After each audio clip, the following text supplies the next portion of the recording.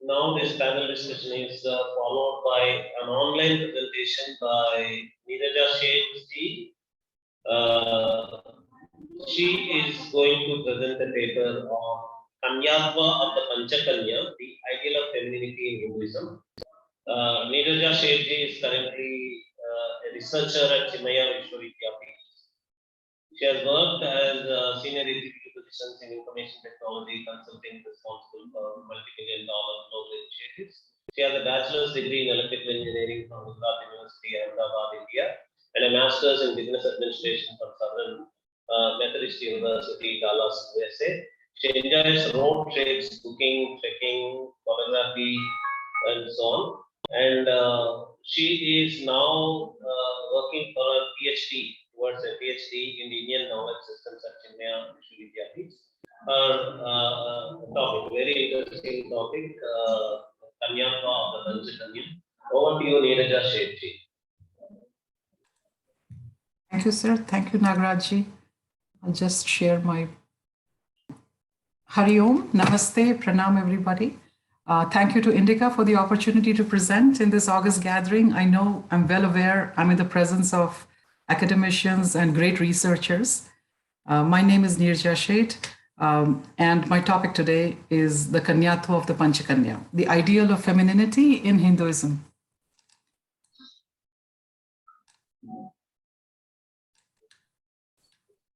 The verse goes, AHALYA, DRAUPADI, Sita, Tara, Mandodari, Tatha, Panchakanya Smare Nityam, Mahapataka Nashini.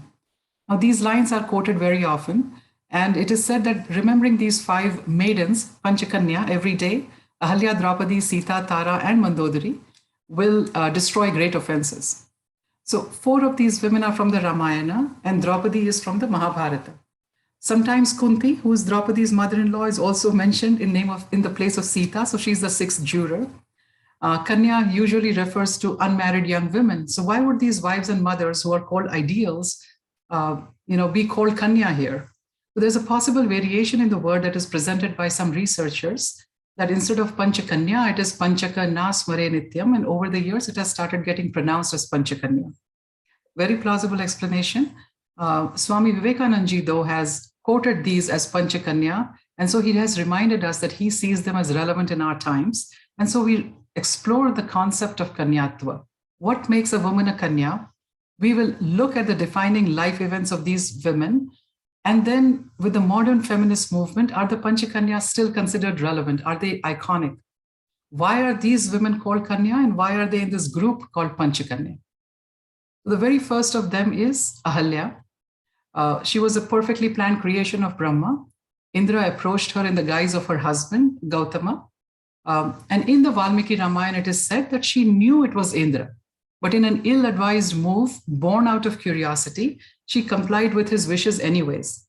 In various other texts, she did not realize it was Indra. Regardless of it, whether she knew it was Indra or not, it was a public transgression. And in Valmiki Ramayana, Gautama cursed her to live alone in the hermitage without food, living on air, covered with dust, unseen by all for thousands of years, till Vishnu, in his avatara of Rama, comes and redeems her. And then Gautama himself left to perform austerities. Arriving years later with the sage Vishwamitra, Rama saw AHALYA glowing in her excesses. She was redeemed, word was sent to Gautama, and he came back. He was reunited with his wife. The curses of Gautama vary in different texts. So AHALYA is described in one as turning into a fleshless skeletal body, somewhere into a dry river, even a rock. And that petrification is sometimes seen as indicative of shame and guilt. But the life of this beautiful AHALYA, married in her youth to the wise old sage Gautama and cursed by him, sparks a lively debate on the status of women in traditional Hindu society. So in the Valmiki Ramayana, Indra actually, after being cursed, said that he has accomplished a task for the Deva because he has made Gautama lose his temper, and he has now gone for further austerities to improve upon himself. And in a Mahabharata narrative, Gautama had asked one of his sons, Chirakari, who's known to contemplate a lot before doing anything, to kill AHALYA. But as Gautama meditated in the forest, he realized if AHALYA was to be killed like this, it would be Gautama's own anger that would have killed her, not her indiscretion or Indra's actions. So he came rushing back to the hermitage. Chirakari was still thinking what he should do. And Gautama, of course, was very happy that Ahalya was not killed unfairly, and they were reunited. So this story is not so much about Ahalya being defiled or becoming impure. Both Indra and Gautama knew it was about Gautama's loss of control. And Ahalya, said to be in a still form or a rock, points to the discipline of gaining mastery over body and senses and mind to the point of stillness. It's a preparatory step in meditation. And since she meditated for thousands of years, she, of course, was deep in meditation in order to reach higher, to get over the desire that she once had in that one instance. So it's a story of a woman who is publicly known to have committed an offense. Whether she knew Indra or not is immaterial. But when a transgression has occurred, the acceptance in society would have been very difficult as a sage's wife. If Gautama accepted her, it would be a bad precedent for the hermitage, and she would still remain tainted. So she had to be seen publicly as working towards redemption and finally redeemed by somebody of stature whose word mattered. So Gautama's so-called curse on Ahalya is really an opportunity for public redemption. And Ahalya also understood that and accepted the consequences of what had occurred. Freed of all her householder duties, she elevated herself through self-discipline. Like it says in the Bhagavad Gita that one can elevate oneself or fall with one's mind, and the mind can be your friend or your enemy. So Ahalya and Gautama both went through penance and tided over an incident that would have been a breaking point in most relationships, even in current times. The story of Ahalya is a story of a woman's redemption and reacceptance in society, supported by her husband, and a couple moving forward together with optimism for the future. Ahalya redeemed herself, but then we come to the second, Draupadi, who stood for herself. And we've just heard a lot about Draupadi. So Krishna Draupadi was born along with her twin brother from a fire. Drupada had performed a yagna to ask for a son to avenge his humiliation by Drona. So along with her brother, Draupadi also emerged from the fire. And in Mahabharata, it says that she possessed outstanding beauty like the earth has never seen. This extremely beautiful woman was fully grown, and immediately, within a short time, Drupada planned for an archery test as a Swayamvara condition for her. And Arjuna the Pandava won her. But when he came home, his mother Kunti said, share whatever you have brought with your brothers. And that's a milestone in the Mahabharata, where Draupadi was now into a polyandrous marriage with the 5 Pandava brothers. So Yudhishthira at some point lost his kingdom. You would have thought that divine birth, being a princess and now being a queen, would be a comfortable life, but Draupadi never saw comfort in her life. It was always hardship and strife. And Yudhishthira lost his kingdom and all his wealth, himself, his brothers, and finally Draupadi in a gambling game. And Draupadi was dragged by the hair into the court, like was being just discussed here, as a slave girl. When she was in her period, she had not tied her hair. She was wrapped in a single cloth, as was the custom of the time. And in this mortifying incident that would traumatize any woman for life, Draupadi faced humiliating taunts and assaults in that court. None of the elders stood up for her, even though she called them out by name. Her 5 husbands sat with bowed heads when she kept looking at them. And when an attempt was made to disrobe her, she cried out for Krishna. And it is said that that one piece of cloth that she was wrapped in then became an endless piece of fabric. So this horrendous incident stands unparalleled in Indian history at how badly a woman has been treated. And all the while, Draupadi kept asking, is this dharma? Is this dharma? Bringing them back to define dharma for me in this situation. Like Ahalya, there is public disgrace for Draupadi, but it is not subtle. She was publicly assaulted. And she insisted on getting an answer till Vidura said, no, this is not dharma. And then Dhritarashtra, the blind king, stepped in and said, Draupadi, you are my eldest respected daughter-in-law. I will release you. What else do you want? So she got her husbands released from slavery. Yet another game had to be played, and Yudhishthira lost again, and they went into exile. Now, in the forest, when she was alone once, she was abducted by Jayadratha, who was her brother-in-law. I think no woman has faced as many assaults as Draupadi has. But even again, unfazed in the chariot with him, she kept telling him that when her husbands come back, they will come after him and they will hunt him down and she will be released. And it did happen. Her husbands came back and they released her. Jayadratha had to flee. And life went on in the forest. And the third attempt was when, in the last year of exile, she was a queen's attendant, as in disguise, and the queen's brother had his eye on her. So again, not one to be intimidated. That is the essence of Draupadi. She described her humiliation to Bhimasena, and he killed the queen's brother and his sons and nephews, the Upakichakas, so that Draupadi was again saved from the third possible assault on her. It's very difficult to find a parallel to the kind of insults and assaults that Draupadi has endured in her life. So why is she an ideal? Because we look at her and the way she conducts herself through these situations. She was the common responsibility of the Pandavas, but she was also the integration point for her 5 husbands. She participated in the decision making, they respected her advice, and she influenced their course of action. Once in the forest, when Yudhishthira asked the sage Markandeya, if there was ever a duty-bound and resourceful woman like Draupadi and has faced such hardships, has there ever been a woman like this? And Markandeya cited Savitri, whom we also talked about recently, that she got her husband's life, her father-in-law's vision, everything back, arguing with Yama. But even Savitri has not faced the physical and verbal assaults, the insults, the disrespect, the abduction, the roving eyes that Draupadi was subjected to. So beyond these challenges, in the war that followed, Draupadi lost her entire family, her father, her brothers, her sons.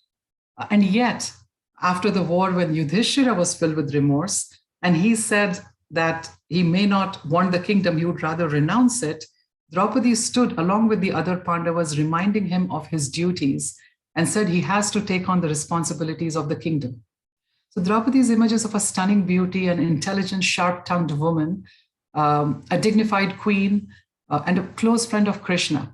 So when Narayana himself comes on earth to re-establish Dharma, and he stands by you, then the idea of why Draupadi is an ideal, there's no question like that. She is an ideal. And besides all these attributes that she has already exhibited, the part that I really like the most is that she advised Satyabhama, Krishna's wife, on how to have a successful marriage. The roles may have changed in this age, but the advice that she gave is still very much applicable in planning for a lasting union. Draupadi's life is really summarized in her own words when Krishna had visited in the forest and Draupadi told him that I have no husbands, nor sons, nor friends, nor brothers, no father, and not even you, Madhusudana. And when she said that, she knew her words would hit home. She was an excellent at articulation. And characteristically, she used moving words that hit home with Krishna, and he promised her that she would be queen one day. Neeraja ji? Hanji. Can we wind this up in another 2 minutes? Or sure, yeah. So with, again, I can just stop, in the next 2 to 3 minutes, So Sita proved herself. As we know, she was Rama's wife. So again, just like Draupadi was a friend of Krishna, Sita was the wife of Rama. And she was abducted, taken into Lanka by Ravana, from where she was retrieved by Rama.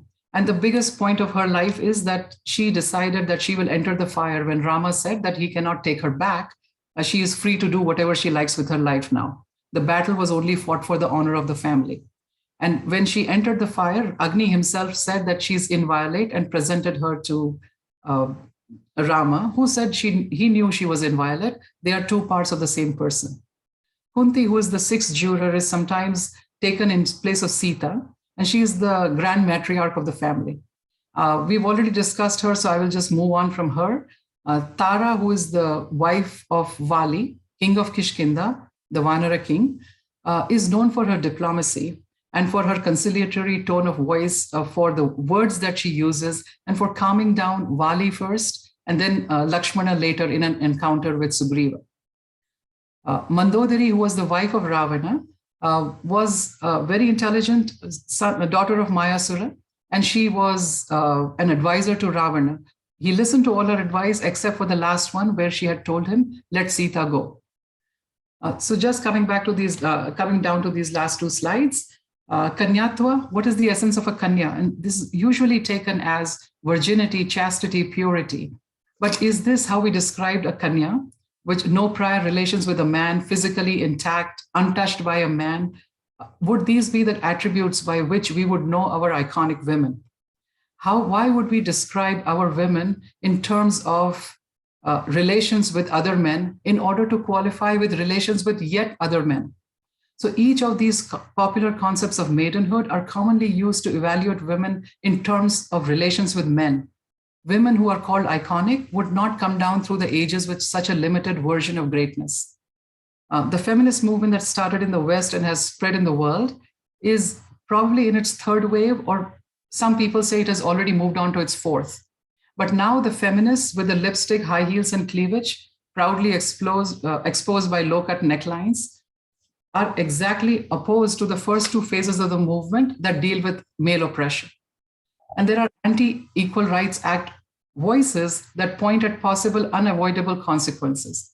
So the definition of feminism itself is changing and has become part of a larger complex consciousness, which is racism, ageism, classism, ableism. Everything is included in the feminist movement, as was already pointed out earlier. So the Kanyatva, the femininity in Hindu culture, has to do with, firstly, born of divinity, great beauties, respected wives and mothers in socially prominent families. Secondly, they represent a multicultural group, a sage's wife living in the forest, two queens from different eras, and two queens from other cultures, the Vanara and the Rakshasa culture.